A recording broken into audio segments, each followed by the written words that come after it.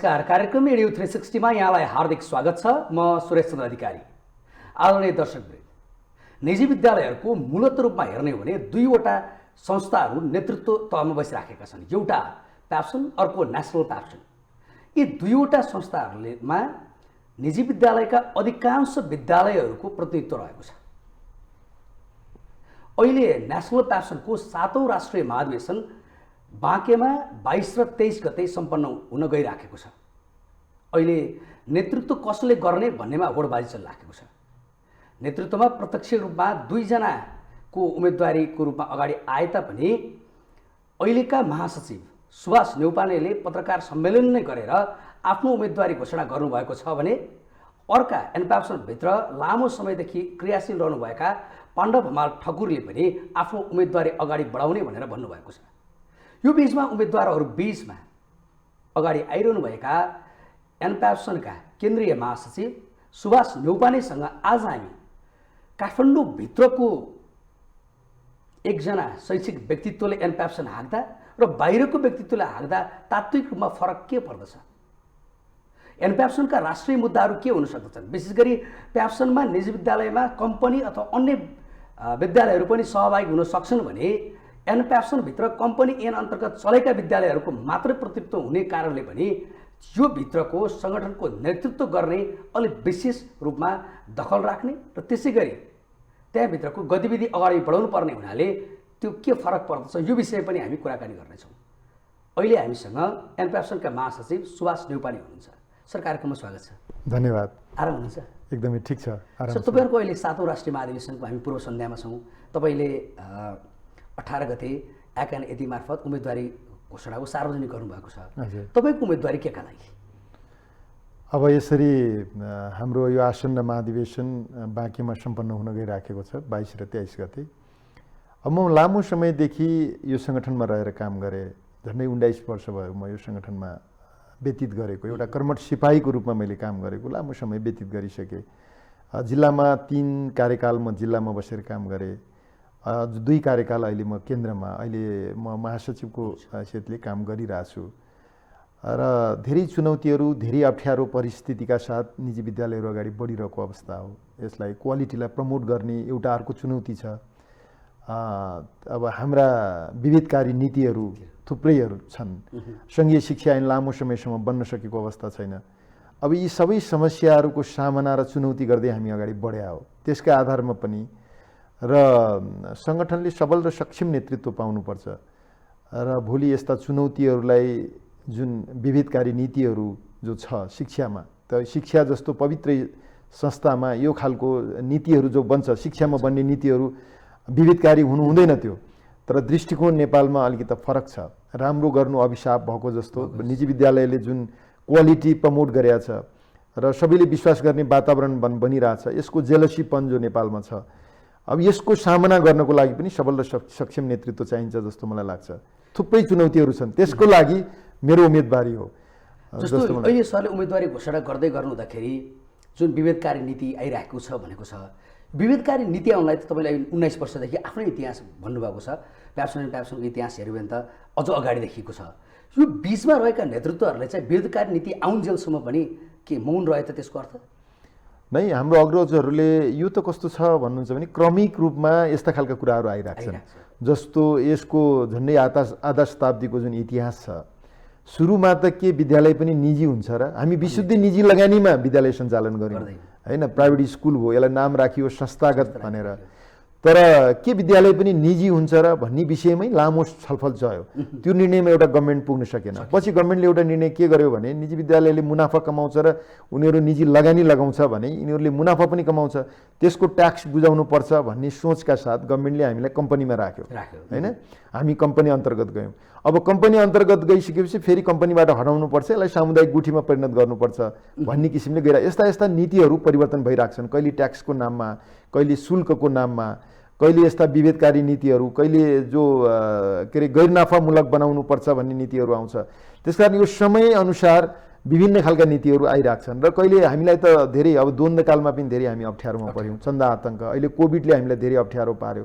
अब यस्तो विभिन्न खालका समस्याहरू आइरहेको छन्, यस्ता चुनौतीहरू आइरहेको छन्। यो चुनौती यो नगरेको होइन, हाम्रो अग्रजहरूले धेरै गर्नुभएको छ र जुन किसिमले नेतृत्व पनि परिवर्तन हुँदै जान्छ, समस्याहरू पनि क्रमिक रूपमा थपिँदै गएका छन् र त्यो सबै नेतृत्वहरूले त्यो सामना गर्दै आउनु भएको छ र त्यो क्रम अगाडि बढिरहेछ। अहिलेको स्थिति भने त झन् जटिल स्थिति हो। यो निजी विद्यालयको एउटा टर्निङ पोइन्ट हो जस्तो लाग्छ मलाई, किनभने सङ्घीय शिक्षा ऐन बन्दैछ। अब कुन कन्सेप्टका साथ, कुन दृष्टिकोणका साथ उहाँहरू सङ्घीय शिक्षा ऐन बनाउँदै हुनुहुन्छ, फेरि पनि त्यस्तै उच्च स्तरीय शिक्षा आयोगमा आएको प्रतिवेदनमा आएको त्यस्तै विविधकारी नीतिहरू ल्याएर सङ्घीय शिक्षा ऐन बनाउनु भयो भने निजी विद्यालयको अस्तित्व पनि समाप्त हुनसक्छ। त्यसकारण यस्ता चुनौतीहरूको सामना गर्नुपर्ने अहिलेको यो परिस्थितिमा सबल र सक्षम नेतृत्व हुनुपर्छ भन्ने मेरो मान्यता हो। त्यसमा म नै सबल हुँ भन्ने पनि मेरो होइन, होइन। यसमा हरेक सदस्य साथीहरूले यसको भनौँ न पूर्व मेचीदेखि पश्चिम महाकालीसम्म हाम्रो थुप्रै जिल्लाहरूमा यो सङ्गठन विस्तार भएको छ। हरेक साथीहरू संवेदनशील भएर यहाँ व्यक्तिको हार जितले कुनै अर्थ राख्दैन, कुनै माने राख्दैन। कसैले जित्नु हार्नु या मैले जित्नु र मैले हार्नुसँग अर्थ हुँदैन, तर सङ्गठनले जित्नु र हार्नुसँग ठुलो माने राख्छ, ठुलो अर्थ राख्छ। त्यस कारण सङ्गठनले हार्नु हुँदैन, सङ्गठनले जित्नुपर्छ। सङ्गठनले त्यति बेला जित्छ जति बेला सबल नेतृत्व सङ्गठनमा उहाँहरूले पुर्याउनुहुन्छ, नेतृत्व गर्न सक्छ। अनि हरेक सदस्य विद्यालयले मेरो सङ्गठन छ भनेर प्रत्याभूति गर्न सक्ने वातावरण जब सिर्जना गर्छ सङ्गठनले, अनि सङ्गठनले जितेको सबैले त्यो खालको महसुस गर्छ। त्यसकारण त्यो प्रत्याभूति दिनलाई पनि सबल र सक्षम नेतृत्व आउनुपर्छ। म साथीहरूलाई के अनुरोध गर्छु भने त्यस्तो नेतृत्वको तपाईँ चयन गर्नुहोस् जुन कुरा अहिले जुन दृष्टिकोण अगाडि बढ्या छ, जुन अपव्याख्याहरू छ, जस्तो हाम्रो धेरै नेपालीहरूले शहादत प्राप्त गरेर हाम्रो अथक प्रयासले हामीले सङ्घीय लोकतान्त्रिक गणतन्त्र ल्यायौँ, नयाँ संविधान हामीले ल्यायौँ 2072 तर त्यहाँ एउटा फन्डामेन्टल राइट्समा आधारभूत शिक्षा निःशुल्क र अनिवार्य हुनेछ भन्ने जुन अपव्याख्या यहाँ गरिरहेछ, त्यसको अपव्याख्या गरेर अब निजी विद्यालयको अस्तित्व समाप्त भयो भन्ने किसिमको जुन दृष्टिकोण छ, यो दृष्टिकोणलाई चिर्नलाई पनि सबल नेतृत्व चाहिन्छ जस्तो मलाई लाग्छ। जस्तो सरले भन्नुभएको कुराहरूबाट अलिकति मैले सारमा निकाल्दाखेरि राज्यसँग निजी विद्यालय हेर्ने एउटा स्पष्ट दृष्टिकोण सुरुदेखि भएन र त्यो कारणले गर्दा कहिले यो बाहनामा कहिले त्यो बाहनामा निजी विद्यालयहरूमाथि विभेदकारी नीति अवलम्बन भइरहेको छ। यो सबैको पेरिफेरीमा रहेर अब सङ्घीय शिक्षा ऐन मार्फत यो विभेदकारी नीति हटाउनुपर्छ, त्यसको लागि पनि सबल नेतृत्व त्यो ठाउँमा पुग्नुपर्छ भन्ने हो। अब कस्तो छ भन्नुहुन्छ भने राज्यको नीति जुन किसिमले बन्दै आएको छ, निर्देशिकामा, नियमावलीमा, ऐनको जुन संशोधनमा, यो यसरी हेर्दाखेरि उहाँहरूको विभेदकारी नीति नै छ।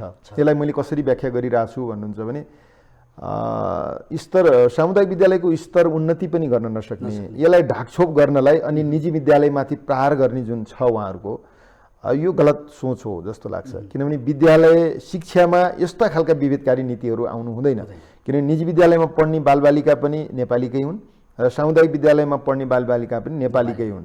र अझ सबैभन्दा ठुलो चुनौती त के हो भन्नुहुन्छ भने यत्रो कुल बजेटको बजेट विनियोजन भएको छ, 3 तहको सरकार छ, प्रादेशिक बजेट पनि शिक्षामा आउँछ, स्थानीय तहलाई त झन् शिक्षाको पुरै जिम्मेवारी छ, होइन। उहाँहरूको फोकसको विषय नै कसरी सामुदायिक विद्यालयको स्तर उन्नति, यसको उन्नयन कसरी गर्ने भनेर नै उहाँहरू लाग्नु भएको छ। र पनि समय सापेक्ष शिक्षा अहिलेको युएनको सस्टेनेबल डेभलपमेन्ट गोलको जुन ग्लोबल सिटिजनसिपको जुन कन्सेप्ट छ, ग्लोबल्ली कम्पिट गर्न सक्ने जनशक्ति, कर्मयोगी मानव, होइन। अब त्यस्तो एउटा बालकलाई कर्मयोगी कसरी बनाउन सक्छौँ हामी, होइन। सिपमूलक शिक्षासँग कसरी जोड्न सक्छौँ, जीवन उपयोगी शिक्षासँग हामी कसरी जोड्न सक्छौँ, संस्कारसँग कसरी शिक्षालाई जोड्न सक्छौँ। संस्कारसँग जोड्यौँ भने मात्रै जीवनमा उसको परिवर्तन, रूपान्तरण हुन्छ।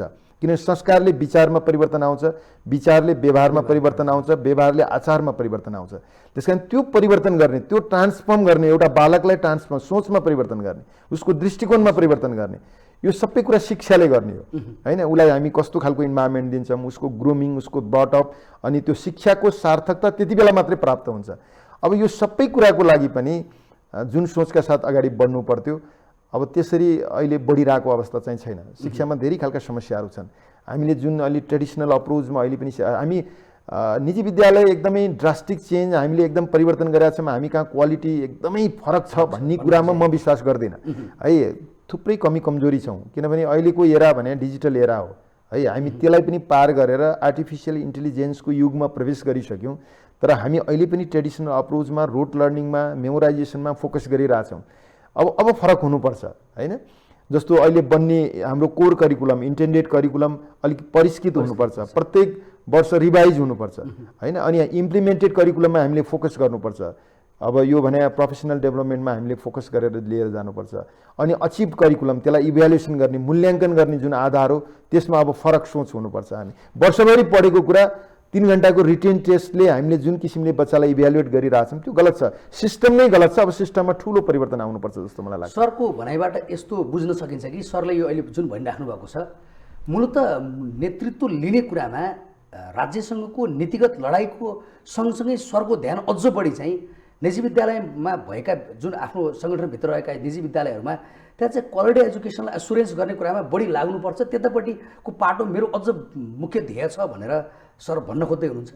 नै, यो विशुद्ध व्यावसायिक सङ्गठन हो। व्यावसायिक सङ्गठन है, व्यावसायिक सङ्गठन हो, यो राजनीतिक सङ्गठन होइन। यो व्यावसायिक नर्म्समा चल्नुपर्छ। हाम्रो विद्यालय रह्यो भने मात्रै हाम्रो सङ्गठन रहन्छ। पहिलो त विद्यालय रहनु पर्यो नि, विद्यालयलाई व्यवस्थित गर्नु पर्यो है। हाम्रो क्वालिटीमा हामीले विश्वास दिलाउन सक्नु पर्यो। हाम्रो कम्युनिटीमा जहाँ हामीले विद्यालय चलाउँछौँ त्यो कम्युनिटीको मान्छेले हामीलाई विश्वास गर्नु पर्यो यहाँ क्वालिटी छ भनेर। र शिक्षालाई रूपान्तरण गर्नु पर्यो, किनभने अब शिक्षा भने जीवन र जगतसँग जोडिन्छ। जीवनसँग जोडिने भने जीवन उपयोगी शिक्षासँग जोडिने हो, जीवनसँग जोडिने भने सिपसँग जोडिने हो, अनि जीवनसँग जोडिने भने व्यवहारसँग जोडिने हो। शिक्षा जब व्यवहारसँग जोडिन्छ अनि मात्रै त्यो सार्थक हुन्छ। हाम्रो जुन व्यवहारिक जीवनसँग शिक्षा जोडिनुपर्छ। अनि अर्को कुरा शिक्षा संस्कारसँग जोडिनुपर्छ है। जीवनसँग जोडिने भने यो 3टा कुरा भयो। अनि जगतसँग जोडिने भने हाम्रो इकोसिस्टमसँग जोडिनु पर्यो।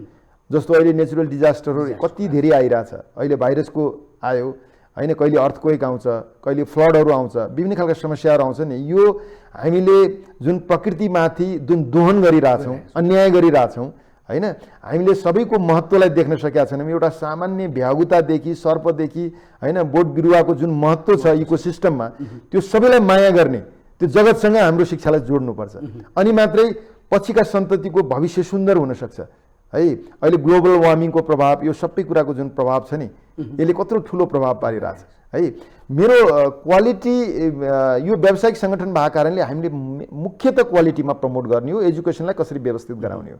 हामीले अरू होइन, हामीले गर्ने भने यसलाई गर्ने। अनि सङ्गठनले गर्ने भने के हुन्छ भने सङ्गठनलाई व्यवस्थित गर्ने, सङ्गठनका हरेक कुरा पारदर्शी बनाउने होइन, हरेक मेम्बरले त्यो प्रत्याभूति हुने खालको वातावरण बनाउने र सूचना सम्प्रेषणलाई व्यवस्थित गर्ने, सङ्गठनका कार्यक्रमहरू विभिन्न समितिहरू बनाएर सङ्गठनका कार्यक्रमहरूलाई अगाडि बढाउने होइन।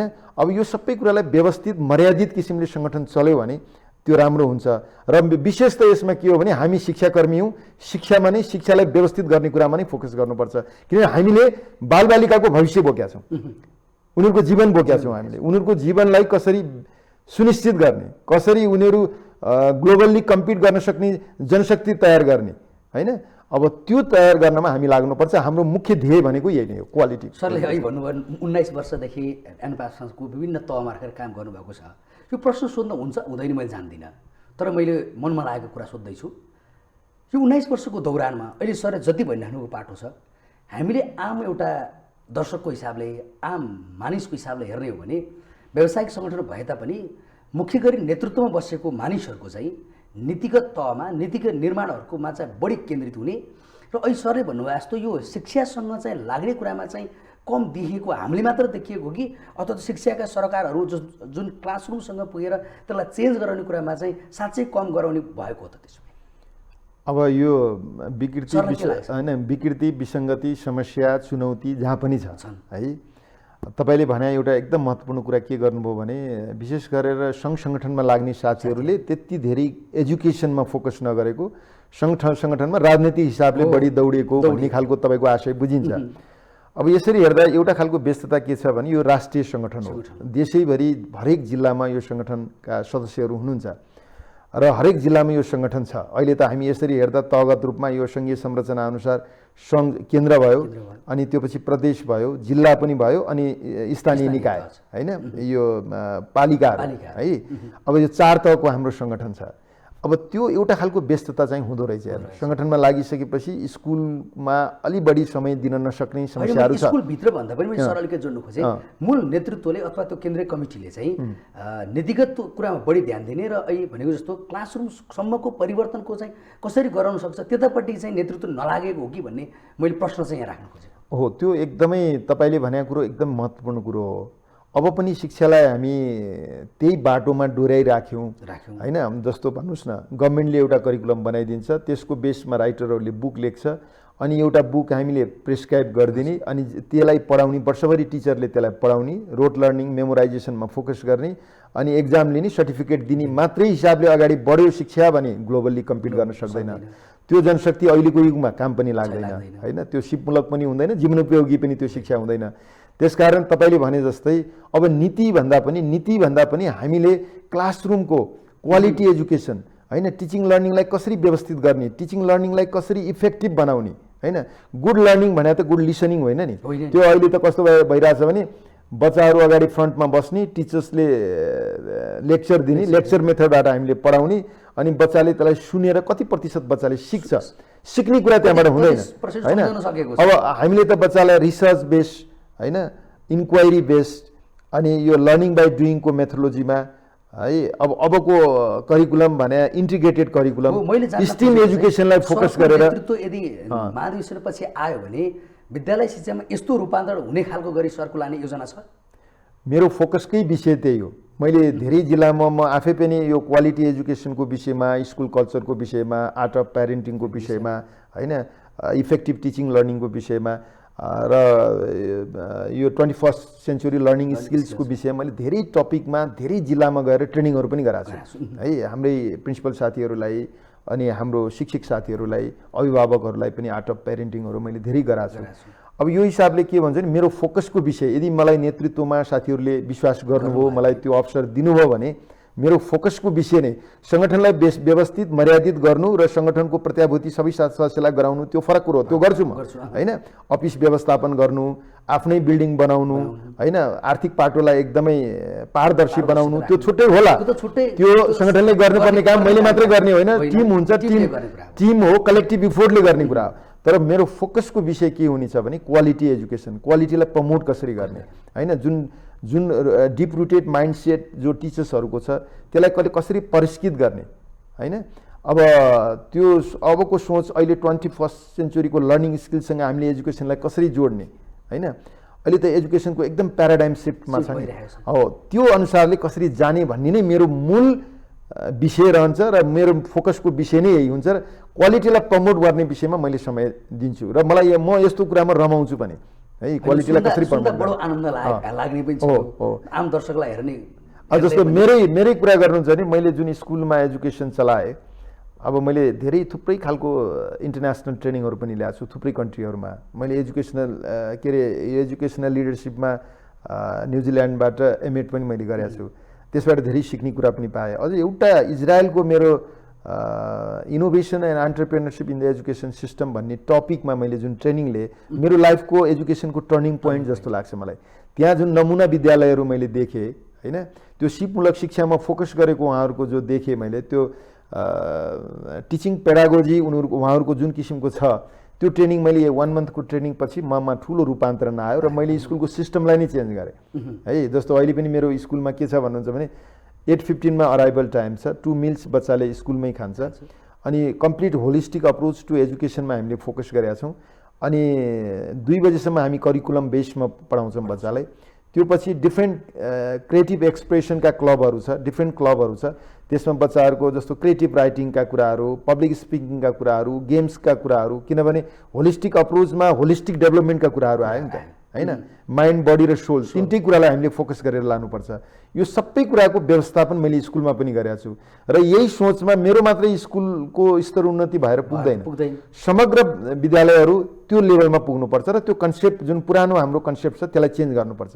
अब त्यो माइन्डसेट एकैपटक चेन्ज पनि हुँदैन है, त्यसलाई समय लाग्छ, किनभने हामी जुन किसिमको हाम्रो ग्रुमिङ ग्रटअप भएको छ त्यसलाई अलिकति परिष्कृत गर्न समय लाग्छ होइन। त्यसकारण त्यसरी जाने कुरामा नै मेरो फोकसको विषय हुन्छ र म त्यसलाई गर्छु, त्यो मेरो सबभन्दा प्राथमिकताको विषय नै त्यही हुन्छ। जस्तो अहिले तपाईँहरूको महाधिवेशनकै सन्ध्यामा कुरा गर्दाखेरि देशभरिबाट यसो हेर्ने हो भने अधिकांश समयमा प्राय हेर्ने हो भने मूल नेतृत्व चाहिँ काठमाडौँभित्रबाट खोजिने, काठमाडौँबाटै रहने यस्तो परिपाटी देखिराखेको छ। राजनीतिक दलहरूको त एउटा निर्वाचन क्षेत्रमा जितेर आउँछ, त्यसपछि काठमाडौँ आएर बस्छन्, सकियो, त्यसपछि गाउँ जाने भने त्यस्तै हो। तर तपाईँहरूको त फेरि कर्मक्षेत्रमै जानुपर्ने हुन्छ, काम त्यहीँ गर्न जानुपर्ने हुन्छ। राजधानीभित्रको नेतृत्वमा हुनु र बाहिर हुनुमा फरक केही पर्दछ सर यसमा? त्यसरी त फरक पर्दैन है, मलाई लाग्छ। जस्तो जुन साथीहरू यो सङ्गठनमा कर्मठ सिपाहीको रूपमा लाग्नु भएको छ, अब निरन्तर उहाँहरूको जो निरन्तरता छ होइन, उहाँहरूको जुन डेडिकेसन डिभोसन जो छ, अब त्यो हिसाबमा उहाँहरू अध्यक्ष बन्नु हुँदैन भन्ने कुरा पनि सम्भव रहँदैन, किनभने बाहिर जिल्लाको साथीहरूको पनि त्यत्तिकै कन्ट्रिब्युसन छ। तर यो मैले यसरी हेर्दा यो व्यावसायिक सङ्गठन हो, जहाँ व्यवसाय छ त्यसलाई व्यवसायलाई छोडेर हामी बाहिर बस्न सक्दैनौँ, किनभने व्यवसाय नै फोकस गरेनौँ भने त्यो व्यवसाय फेरि समाप्त हुन्छ होइन। अहिलेको यस्तो कम्पिटिसनको युग छ, किनभने हामी त प्रतिस्पर्धामा बाँचेका छौँ। अब हामी त्यो प्रतिस्पर्धा एक अर्कामा गर्न, हामी बिचमै प्रतिस्पर्धा छ, गरेनौँ भने त्यो स्कुल नै समाप्त हुन्छ।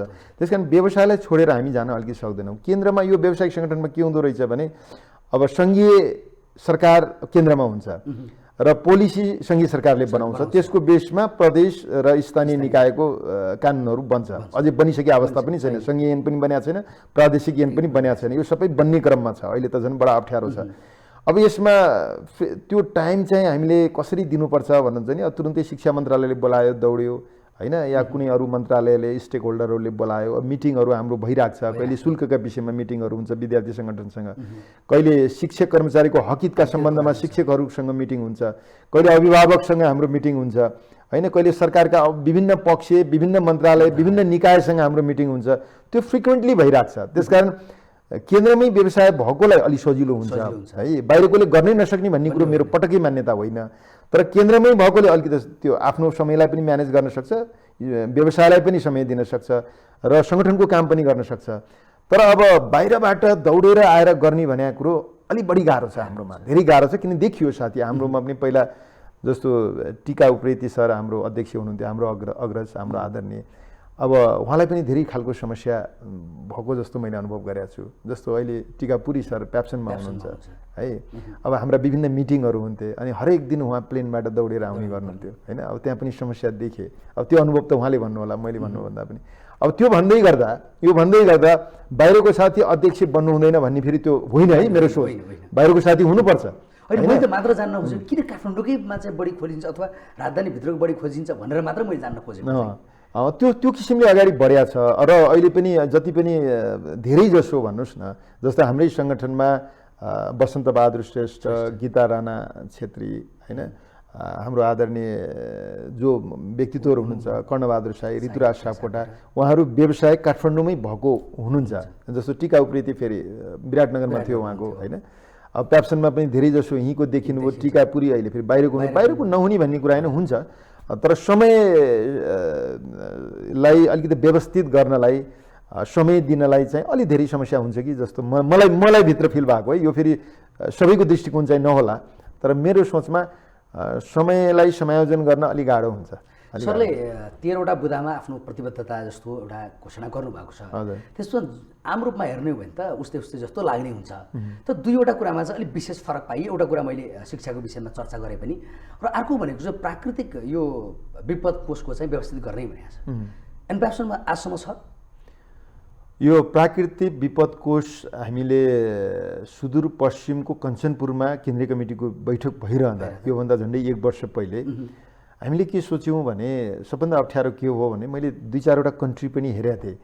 जस्तो युकेमा तपाईँको शिक्षक कर्मचारीको तलब गभर्मेन्टले दियो निजीमा पनि होइन, अनि व्यवस्थापन पक्षमा उहाँहरूको प्रत्येक महिनाको टोटल ट्रान्जेक्सनको 1-2% काटेर राख्नुहुँदैछ। अनि त्यो अपरेसनल कस्टमा उहाँहरूलाई गाह्रो भएन, विद्यालय स्मुथली रन भयो। तर हामी कहाँ यस्तो विपद कोषहरू बनाउने हाम्रो कन्सेप्ट नै पहिला थिएन होइन। अब भन्नुहोस् न, यो भाइरसको अनुभव त हामीले गरेकै थिएनौँ, कोभिडको अनुभव हामीलाई थिएन, योभन्दा अगाडिको जेनेरेसनले पनि गरेन, अहिलेको जेनेरेसनले पनि हामीले गरेका थिएन। त्यहाँदेखि एकाएक आयो र यसले 2 वर्ष झन्डै स्तब्ध बनाइदियो वातावरण है, त्रसित मानसिकतामै हामी बाँच्नु पर्यो। हरेक सेक्टर स्तब्ध भयो, एउटा सेक्टर मात्रै होइन सबै सेक्टरमा अप्ठ्यारो पार्यो। स्कुललाई मात्रै होइन अभिभावकलाई पनि अप्ठ्यारो पार्यो, उहाँहरू पनि बेरोजगार बन्नुभयो, व्यवसायहरू बन्द भए, सबै कुरा अप्ठ्यारो भयो। त्यसले गर्दा हामीलाई त्यो अपरेसनल कस्ट म्यानेज गर्न पनि गाह्रो भयो। हाम्रो हायर पर्चेसको गाडीहरूमा ऋण पनि बुझाउन सकेनौँ। अब धेरै विद्यालयहरू रेन्टेड बिल्डिङमा छ, त्यो पनि हामीले बुझाउन सकेनौँ। शिक्षक कर्मचारीलाई तलब पनि दिन सकेनौँ। त्यस कारण हामीले एउटा निर्णय के गरेका थियौँ महेन्द्रनगरमा भने अब विपद कोष एउटा बनाउनुपर्छ है। अब जबसम्म हरेक विद्यालयले यो कोष बनाएन भने भोलि यस्ता कोष चाहिँ विद्यालयमा बन्छ, केन्द्रीय तहमा होइन। होइन, यो पहिला त विद्यालयले पनि बनाउनु पर्यो। हरेक टोटल ट्रान्जेक्सनको महिनामा 1% हामीले एउटा विपद कोषमा जम्मा गर्दै गऱ्यौँ भने यस्ता समस्या आएर स्तब्ध भएको बेलामा त्यो कोषलाई हामीले प्रयोग गर्ने सोचका साथ हामी अगाडि बढ्यौँ भने राम्रो हुन्छ। अनि त्यही बेला नेसनल प्याप्सनले एउटा के निर्णय गरेका थियो भने प्रत्येक विद्यालयले पनि यो विपद कोष एउटा बनाउने, टोटल ट्रान्जेक्सनको तपाईँ कति सक्नुहुन्छ 0.5 देखि लिएर 1%, 2%सम्म टोटल त्यसलाई एउटा बजेटमा राख्नुहोस्। त्यो त्यस्तो अप्ठ्यारो परिस्थितिमा त्यसलाई प्रयोग गर्नुहोस्। र केन्द्रमा पनि सबै विद्यालयहरूको सहयोगमा होइन, नोमिनल उहाँहरूले वर्षको 500 रुपियाँ एउटा विद्यालयले दियो भने पनि त्यो ठुलो सङ्ख्यामा ठुलो धनराशि बन्न जान्छ। त्यो राख्यौँ भने जस्तो भन्नुहोस् न, यो भर्खरै सिन्धुपाल्चोकमा एउटा फ्लडले हाम्रो विद्यालय क्षति पुर्यायो। त्यहाँ हाम्रो अध्यक्ष दामोदर भारती सरको झन्डै 14 रोपनी र बिल्डिङ 3 तलाको बिल्डिङ सहित त्यो विद्यालय जम्मै बगाएर लग्यो मेलम्ची खोलाले। अब त्यस्तो बेला उहाँ त यस्तो भन्नुभयो, उहाँलाई बस्ने बास पनि थिएन, एकदम अप्ठ्यारो स्थितिमा उहाँ हुनुहुन्थ्यो। त्यस्तो बेला त सङ्गठनले गर्यो त होइन। अब यस्तो विपद कोष भइदियो भने उठाएर गरियो, प्रत्येक इन्डिभिजुअलसँग हामीले उठाउने कोसिस गऱ्यौँ होइन। अब कति नै आफू नै अप्ठ्यारोमा पनि हुनुहुन्थ्यो। अब यदि विपद कोष भइदिएको भए त हामी इमिडिएट मलाई अझ राम्रो गर्न सक्थ्यौँ होला। त्यस कारण यस्ता अप्ठ्याराहरू नआउला भन्न सकिँदैन। यस्ता नेचुरल डिजास्टरहरू आइरहेको छ। त्यस कारण यो विपद कोष बनायौँ भने यो यो यो यो समस्याको सामना हामी गर्न सक्छौँ। त्यो सोचका साथ हामी अगाडि बढ्या हो। र अहिले निर्देशन पनि हाम्रो केन्द्रीय कमिटीले हरेक विद्यालयले एउटा विपद कोष बनाउनुपर्छ है, त्यो तयारी सुरु गर्नुहोस् र त्यसलाई सुरु गरिहाल्नुहोस् भनेर हामीले निर्देशन पनि गरेका छौँ। अनिवार्यता गर्नुभएको छ कि निर्देशन गरेका छ। फेरि यो त फेरि यो भने कस्तो भने गभर्मेन्टको जुन निकायहरू हुन्छ नि, मातहतका संस्थाहरू जो हुन्छन्, गभर्मेन्टका जुन कार्यालयहरू हुन्छन्, त्यस्तो त हुँदैन। अब हामीले दिएको निर्देशनलाई उहाँहरूले कसरी लिनुहुन्छ, कति ग्रहण गर्नुहुन्छ होइन। हामीले यो समस्यामा तपाईँलाई यसले सपोर्ट गर्न सक्छ, यो खालको सोच बनाएर जानुहोस् भनेर हामीले सुझाव दिने हो। अब त्यो सुझावलाई कतिले मान्नुभयो होला, कतिले त्यो सुरु गर्नुभयो होला, अब कतिले मान्नुभयो होला, त्यो बिस्तारै उहाँहरूले अनुभव गर्दै जानुहुन्छ, बुझ्दै जानुहुन्छ, त्यसलाई स्वीकार्नुहुन्छ। जस्तो सर कार्यक्रम हामी अन्तिममा छौँ। सरको 7औं राष्ट्रिय महाधिवेशनले एउटा शिक्षा क्षेत्रमा अब यो ढङ्गले परिवर्तन गरेर जानुपर्दछ, राज्य यस्तो ढङ्गले जानुपर्दछ, विद्यालय यस्तो ढङ्गले जानुपर्छ भनेर एउटा नयाँ खालको सोच एउटा चाहिँ आइडेन्टिफाई गरेर चाहिँ बाहिर फ्लोर गर्ने एउटा कुनै सम्भावना छ त्यस्तो? अब यो शिक्षाका चुनौतीहरूका विषयमा, शैक्षिक मुद्दाहरूका विषयमा हाम्रो घनीभूत छलफल हुन्छ। हुन त अब यो अधिवेशन भन्ने बित्तिकै एउटा मेन्टालिटी नेतृत्वको कुराहरू हुन्छ होइन, को नेतृत्वमा जाने, नेतृत्व चयनका कुराहरू हुन्छ। सबै साथीहरू त्यसैमा इङ्गेज भएको देख्छु। तर त्यसरी यो सङ्गठनलाई लानु हुँदैन। यो व्यावसायिक सङ्गठनले गर्ने भनेको काम के हो भने हाम्रा चुनौतीहरू, हामीले फेस गरेका समस्याहरू, हाम्रा मुद्दाहरू र अबको समय सापेक्ष शिक्षा र शिक्षालाई कसरी रूपान्तरण गर्ने है, यसलाई कसरी समय सापेक्ष बनाउने विषयमा हाम्रो घनीभूत छलफल हुनुपर्छ। र यो महाधिवेशनले एउटा शिक्षाको राम्रो सन्देश दिन सक्नुपर्छ होइन, यसको एउटा निकास है, अब यसरी जानुपर्छ। यसलाई क्रमिक रूपमा हामीले यसलाई प्रमोट गर्दै जानुपर्छ र प्रमोट गर्ने रोड म्याप यो हो भनेर त्यसको रोड म्याप तयार गर्नुपर्छ एउटा भिजनका साथ। जबसम्म त्यो रोड म्याप तयार गर्न सकेनौँ भने यो अधिवेशनको खासै सार्थकता पनि हुँदैन। त्यसकारण त्यसमा सबै साथीहरूले जोड दिनुपर्छ। सबै सदस्य साथीहरूलाई म अनुरोध पनि के गर्छु भने हाम्रो फोकस चुनावमा होइन, हाम्रो फोकस यो के अरे नेतृत्वको चयनमा होइन, हाम्रो फोकस अब हामी हाम्रो व्यवसायलाई कसरी व्यवस्थित गर्न सक्छौँ, कसरी मर्यादित गर्न सक्छौँ होइन। र हामी शिक्षाकर्मी भए नाताले शिक्षा क्वालिटीलाई कसरी इन्हान्स गर्न सक्छौँ, क्वालिटीलाई कसरी मेन्टेन गर्न सक्छौँ, कसरी व्यवस्थित गर्न सक्छौँ र समय सापेक्ष बनाउन सक्छौँ, यही विषयमा घनीभूत छलफल हुनुपर्छ र एउटा निकास, एउटा सन्देश यो महाधिवेशनले दिनुपर्छ भन्ने मान्यता राख्छु। मैले अझ अलिकति यसमा जोड्न चाहेँ म, किनकि पटक पटक म भन्दैछु सरले जुन सर पनि व्यावसायिक रूपमै जोडिनुपर्छ भनेर भनिराख्नु भएको छ। त्यो हिसाबले मूल नेतृत्वको छान्ने भन्दा पनि भोलि सुभाष नेउपाने अध्यक्ष भएर आउँछन् आउँदैन त्यो फरक कुरा भयो। तर त्यहाँ व्यावसायिक रूपमा चाहिँ एउटा क्लियर रोड म्याप लिएर अबको राष्ट्रिय शिक्षा नीति यसरी जानुपर्छ, शिक्षा विद्यालय यसरी जानुपर्छ भन्ने ढङ्गले आउनुको लागि तपाईँहरूले त्यहाँ छलफल गर्नुलाई त्यो गृह कार्य गरेर एजेन्डाहरू तयार गर्नुभएको छ? अब शैक्षिक मुद्दाको विषयमा विषयमा। हामीले सबै साथीहरूलाई अवसर दिन्छौँ। जिल्लाको साथीहरू त्यहाँ बोल्नुहुन्छ, कस्ता कस्ता चुनौतीहरू छन् विद्यालयमा, हरेक ठाउँमा, कम्युनिटीमा हरेक किसिमका चुनौतीहरू छन्। अहिले स्थानीय निकायमा शिक्षा र स्वास्थ्यको जिम्मेवारी दिइसकेपछि अब उहाँहरू त्यसमा स्वायत्त हुनुभएको छ होइन। मतलब अब कुनै किसिमको हरेक खालको निर्णय उहाँहरूलाई गर्ने अधिकार छ। सङ्घीय शिक्षा ऐन बनेको अवस्था छैन, त्यसकारण अब जथाभावी हिसाबले पनि नियमहरू बन्या छन्। अब कति साथीहरू अप्ठ्यारोमा पर्नु भएको छ है। अब स्थानीय निकायका प्रतिनिधिहरूले पनि जथाभावी हिसाबले नियमहरू बनाएको अवस्था छ। अब संविधानले नै त्यस्तै व्यवस्था गरेको छ। यो सबै कुराहरू जुन चुनौतीहरू छन्, शैक्षिक मुद्दाहरू छन्, यो विषयमा हाम्रो छलफल हुन्छ र क्वालिटीलाई कसरी प्रमोट गर्ने भन्ने विषयमा यिनै हुन्, यिनै एजेन्डाहरू हुन्। यिनै एजेन्डामा हामी छलफल गर्छौँ र एउटा निकास, एउटा सन्देश र त्यहाँको एउटा मतलब यो महाधिवेशनले दिने सन्देश भनेर एउटा विज्ञप्ति हाम्रो आउँछ है। हामीले यो गर्न तयार छौँ र यसरी अबको शिक्षालाई हामी यो बाटोमा डोर्याउँछौँ भनेर र हाम्रा मुद्दाहरू यिनीहरू हुन्।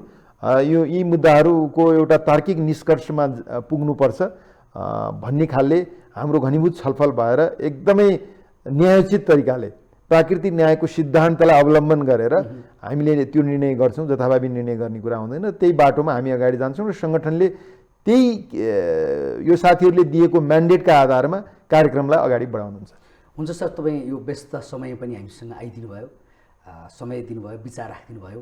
तपाईँको लागि विशेष धन्यवाद। र तपाईँलाई महाधिवेशनमा जसरी एउटा अहिले कुरा गरेको जस्तै एउटा व्यावसायिक रूपमा शिक्षाको एउटा रोड म्यापसहित तपाईँको नेतृत्व बनेर आओस्, त्यसको लागि हामी शुभकामना पनि दिन चाहन्छौँ। मलाई पनि यो आसन्न महाधिवेशनको सङ्घारमा जुन अवसर दिनुभयो, म नै अध्यक्षको प्रत्याशी भएको यो बेलामा तपाईँले जुन बोल्ने अवसर मलाई दिनुभयो, मैले आफ्ना कुराहरू राख्ने मलाई अवसर दिनुभयो, यसका लागि एबिसी टेलिभिजन परिवारलाई म हृदयदेखि हार्दिक आभार व्यक्त गर्दछु। हस्, धन्यवाद। उहाँ हुनुहुन्थ्यो सुभाष न्यौपाने, केन्द्रीय महासचिव एन प्याप्सन। यो सँगै आजको कार्यक्रम एडियो 360 यहीँ समाप्त हुन्छ। हामी सबैलाई भेट दिनुहोस्। नमस्ते।